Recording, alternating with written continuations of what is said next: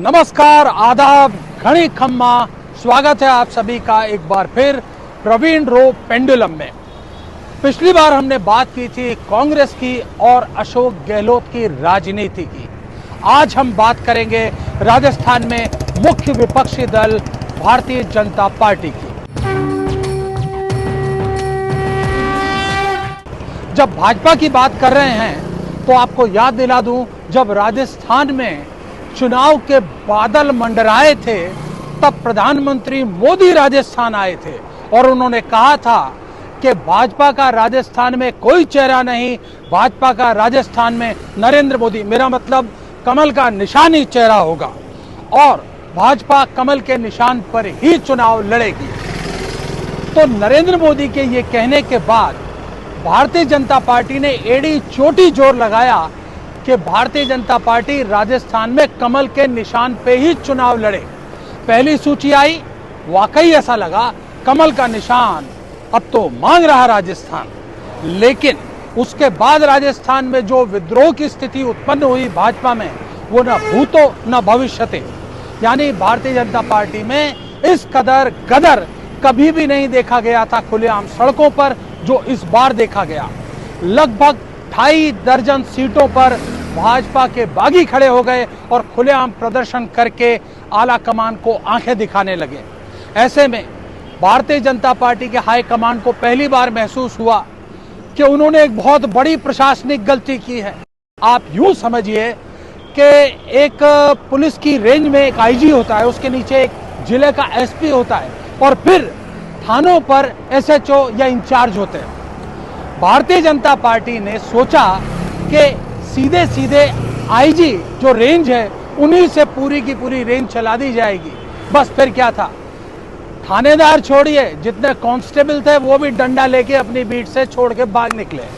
कुल मिला के इस परिदृश्य ने भाजपा हाईकमांड को सोचने पर मजबूर किया और उसके बाद परिदृश्य में आई मैडम, वो मैडम जो पिछले 3-3.5 साल से मंदिर की परिक्रमाओं के अलावा भाजपा हाई कमांड के सत्ता के गलियारों में बहुत ही विनम्रता के साथ चक्कर काट रही थी। ये बात और है कि उनकी कोई सुनवाई नहीं हो रही थी।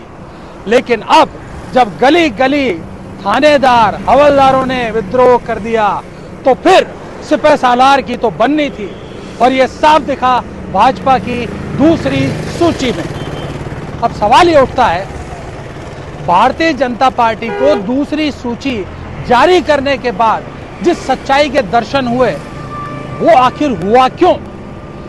ये असल में अगर आप थोड़ा सा गौर करें तो आज से नहीं हो रहा। उत्तर प्रदेश के अपवाद को अगर आप छोड़ दें, यानी सीएम आदित्यनाथ योगी को छोड़ दें, तो नरेंद्र मोदी ने प्रधानमंत्री बनने के बाद ये तय माना था कि 2014 से 2019 का सफर तो यूं है जो कि हुआ। उसके बाद उन्होंने 2019 से 2024 के सफर को भी बिल्कुल तय माना जो कि हो रहा है। लेकिन एक बात जो उनकी गणित से बाहर गई वो ये थी कि वो सिर्फ सोचते रहे 2024 का मोदी शाह का भारत। उन्होंने नहीं सोचा किसी शिवराज सिंह, किसी रमन सिंह, किसी वसुंधरा राजे के बारे में। और जैसे उन्होंने मध्य प्रदेश में या हरियाणा में या अन्य राज्यों में अपनी तरफ से अपने नियुक्त किए हुए मुख्यमंत्री बैठाए, उनकी इच्छा राजस्थान के बारे में भी यही थी और यही है। हाँ, पेंडुलम की तरह उन्हें इस बार अपनी रणनीति सीधे नहीं, थोड़ा सा लहरा के अपनी उसको लागू करना पड़ेगा। अब जबकि 2 सूचियां आ चुकी हैं भाजपा की, तीसरी कभी भी आती होगी।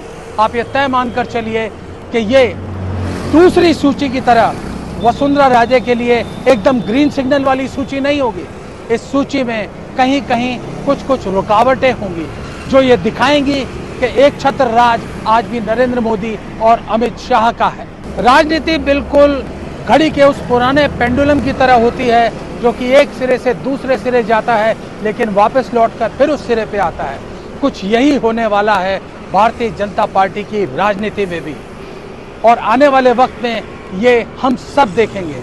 कुल मिला के ऊंट आखिर उसी करवट बैठना है जिस करवट उसने तय किया था। नमस्कार।